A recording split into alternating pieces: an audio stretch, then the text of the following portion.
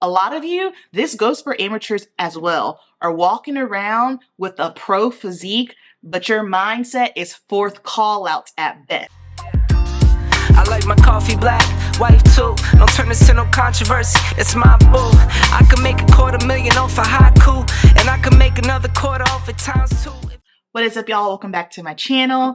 I had zero intentions on filming this today. I'm gonna keep it a buck. I had zero intentions on filming anything, period, until I felt like it. Today, I just felt like it. I am unapologetically taking a break with zero explanation. I'm at a point where I will create my content when I feel like it. So today, how this topic even came up was literally I was in the middle of cleaning my kitchen. I hate cleaning my kitchen. The kitchen is the one place that breaks my brain.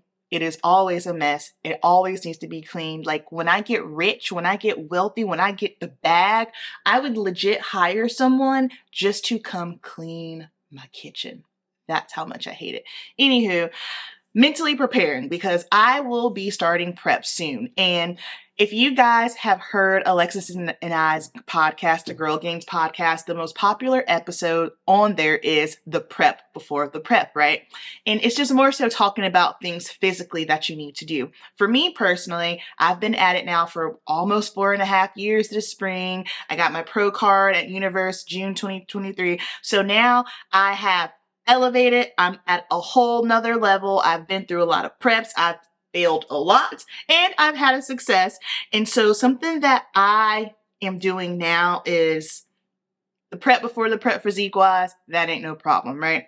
I'm eating my food, I'm lifting, I'm resting, I'm doing all of that. But one aspect that I think people tend to forget, and y'all know I'm the mindset mama. I talk about it all the time on my Instagram. Y'all will go into this gym. Y'all will do all the reps. You'll do everything for the hip thrust to get the glutes, but you won't do the mental reps. You gotta do the mental reps. I like to mentally prepare myself before I prep. I did this last year because coming out of 2022 was rough. From November 2022 all the way through 2023, hell of a time. Like, sis has been in this bizarre waiting space. Like, I don't know what God's doing. Like, I literally had moments towards the end of 2023 where I was questioning God's existence, and that has never happened to me before. That's how bad, down, low. That's how down bad I was. It took me a minute to get that together, all right? So 2022, going into 2023, when I decided I was going to prep, I was thinking about it and I had to mentally start preparing myself. So that's what I was doing this morning because I know it's coming. After I have my check-in tomorrow, I know it's going to be game time. So I'm just mentally preparing myself. So I want to talk about the pro mindset because this is something that is overlooked. Again, people are always so hung up on the physique, and I get it. Yes, this is a physique sport. However, a lot of you, this goes for amateurs as well, are walking around with a pro physique, but your mindset is fourth call outs at best. And those two things, they do not align. You cannot be successful if you have only a pro physique in a trash mindset. The best athletes, I feel, and this is just from me consuming so much content, from being a professional, from working in the industry with my business and just talking to you all, social media, meeting you in person, the best athletes are the ones that adopt the pro mindset before they even get the pro physique and the pro card. So I'm just going to go through a couple of reasons as to why I feel like some people don't have the pro mindset and why they are struggling, okay? Y'all know I'm an iPad kid. I got my notes down here, all right? You don't understand the sport. Not understanding the sport will wreck your mindset. Hell, understanding the sport can wreck your mindset, okay? I feel like I can sit here and say I am a very sharp individual. However, once I'm lean, carbs are low, I'm not sleeping, I'm tired, I am not my normal self. Therefore, I can't think straight. Prep goggles are real. You do have body dysmorphia. And so if you're going through all of that on top of not understanding the sport, you are in for a hell of a ride. A lot of people don't understand This ish takes time. Greatness takes time. Yes, you're always going to have those genetic anomalies that seem like they come out of nowhere and they go straight to the top fast. But one thing that is for sure, I have seen it plenty of times with plenty of athletes. The faster you go up, you go down even faster.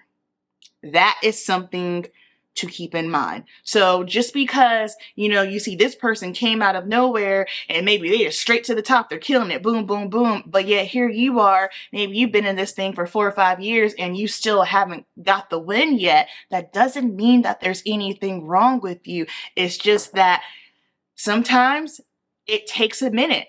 And that is a hard, harsh part of the sport that you have got to understand. This is not easy. If it were truly easy, everybody would be doing it. Like I tell people all the time, especially like more so lifestyle clients, well, they'll say, okay, well, I want to be one of your lifestyle clients. Okay, cool. But I don't want to look like you, or I don't want to put on too much muscle. I don't want to be a bodybuilder. If it were truly that easy to get jacked, don't you think we'd all be jacked? If it were truly that easy to put on muscle, don't you think we'd all be walking around cock diesel? I was a competitive cheerleader for 6 years. I coached gymnastics for 7 years, so lifting kids up into the air. Then I have been competing in bodybuilding and training for bodybuilding for 4.5 years. And guess what? I still have some areas of my physique where it's not enough muscle yet.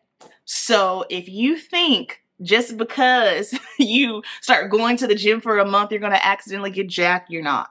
You're not.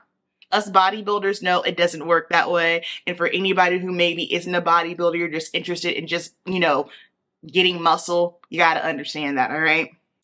2, you have unrealistic expectations. Unrealistic expectations will get your feelings hurt immediately. I was talking to someone this morning because I was doing someone's hair, and she is a marathon runner, and she was saying how she just did this race and she's like, it was great. And she said, however, it was a smaller race.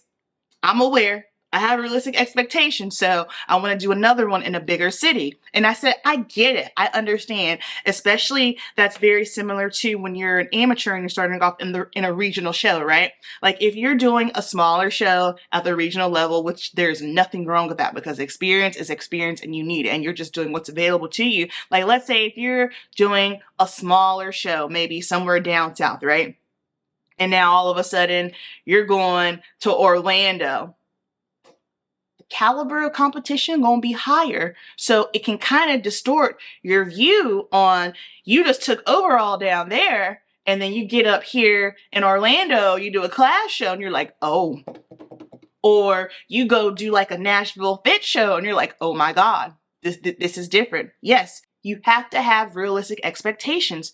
Just because at the beginning maybe you started off winning, yes, we come to play. Yes, we come to win. But please understand that might not be the story, because the playing field, it does level out. It's kind of like when I used to be a pre-K assistant teacher, right? And as a parent, you are supposed to think that your child is a genius. They're the most smartest thing in the world. While, yes, there are those few anomalies, but 9 times out of 10, yo baby ain't no smarter than the next. What happens is maybe your kid, maybe they just had a head start, so they're just super, super intelligent. But guess what? Then by the time they get to the 3rd grade and everybody else catch up and that playing field is level, you realize, oh, okay, you're average. You're just as smart as everybody else. And that is okay. It happens. But like I tell people all the time, the worst thing you can do in this sport, don't get high on your own supply. Number 3, you are not living the lifestyle. You do not understand exactly what it is that you are committing to. This is for the athlete that has done, maybe you've done at least 2 shows and you're like, okay, I'm committing to this. I want to do this. Please understand what you are getting into, especially if you are crossing over, you're going to the next level, you're going to that national level. Like once you get to that national level, to me personally, I feel like you want to be a pro, you want to be competitive, you want to collect some hardware. And so once you get to that level, you need to understand this is a lifestyle. That means how you walk, how you talk, what you do when you're not in the gym, what you do in your kitchen, all of it has to be on point. That's why I hate the term off season for us, because truly, as long as you plan on competing, you're never off. The only difference is you're not in a caloric deficit and you're either not doing cardio or you're not doing a lot of cardio. It just depends on the athlete, X, Y, and Z. We're not getting into that, okay? So understand that this is a 24-hour around-the-clock commitment as long as you have decided that you are going to be competing. It doesn't matter if you're taking an off season and you're going to be competing in a year. Guess what? You still have to utilize that time to maximize your physique. Do you need to grow? Do you need to downsize something? Your food matters. Do you need to bring some muscle parts down? Like all those things, that is when everything happens. The magic is when you are not in a caloric deficit, okay? When you're in a caloric deficit, at that point, you just dieting, cardio, keep training, keep pushing yourself. But outside of that, when you have food in you, the carbs are up, your body's rested, you're sleeping, you're hitting the gym hard, you're still in it. So don't think just because you're in your off season that you can just kind of, oh, whatever, shoot the breeze, it's not that serious. No. Of course, again, it's got to be in alignment with your goals. I'm speaking for the people who want to be pros. They want to be competitive. They've got big dreams within the sport of bodybuilding. That's who I'm talking to. If you are someone who just wants to compete for fun, there's absolutely nothing wrong with that. I'm not talking to you. Number 4, why your mindset's jacked up. Now, this is going to be the polar opposite. You can't turn it off. You are in a constant state of bodybuilding 24/7, 365 days. Now, I know I just said it is year-round, and it is year-round. But what I mean is, if you are still constantly doing high amounts of cardio and you're not supposed to be in a caloric deficit, stop. You're hurting yourself. If you are still counting your macros down to the T and you are 8 months deep into your off season and you are freaking out because you went over 5 to 8 grams on your rice, that tells me you have some things that you need to get sorted out, because that is not healthy. The difference between when you are not in a caloric deficit is you get to relax a little bit more. It's more lenient. I'm the kind of person, I'm going to look at my macros, I'm going to hit my macros, but guess what? If I want an Oreo, I'm going to eat an Oreo. It's that simple. I'm not going to track it. I'm not going to be sitting there trying to think, oh my God, how do I fit it? No, I don't get down that way, because I understand that I don't have to be so strict. I am in off season. Just as long as I'm doing everything that I need to do, I'm getting my rest, I'm recovering, I'm getting my protein, hitting my macros, and I'm training. If I want a damn Oreo, I'm going to have an Oreo. It ain't that serious. But when you are just in this constant state of being so psychotic every single time, everything's got to be to the T. Yeah, I understand being that obsessive does make the best athletes. But here's the thing. This is the downfall of that. Understand you cannot compete forever. So when the time does come where maybe life happens or something happens, or maybe you have to take a step back for 2 years, or maybe you get injured, or maybe it's just, okay, I've done my thing. When you step away, your mental and emotional well-being are going to be horrific, and you are going to have a time of your life trying to find that quote unquote balance, trying to figure out what does life look like not being this rigid on a regular basis. So it's not healthy for you mentally and emotionally. Understand that when you're not in a caloric deficit, you can be lenient. You know what I mean? You can go out with your friends. You can have a drink. You can have a cookie. But when you are in prep and it's go time, that is the only time that you should be that rigid.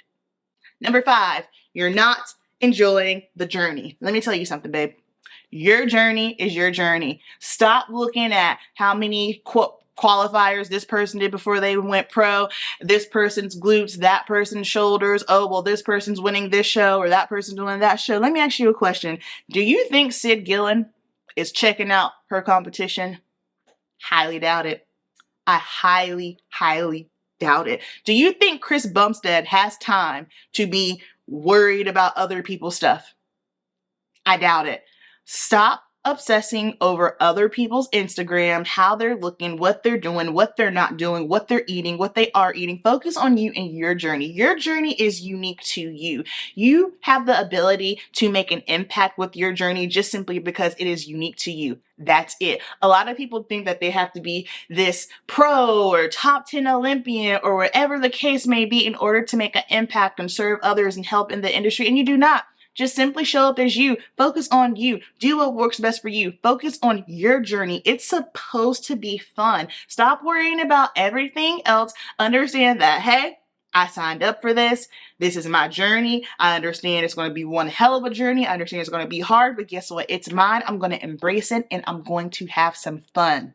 Number 6, this right here, I personally feel is the ultimate key to adopting a pro mindset.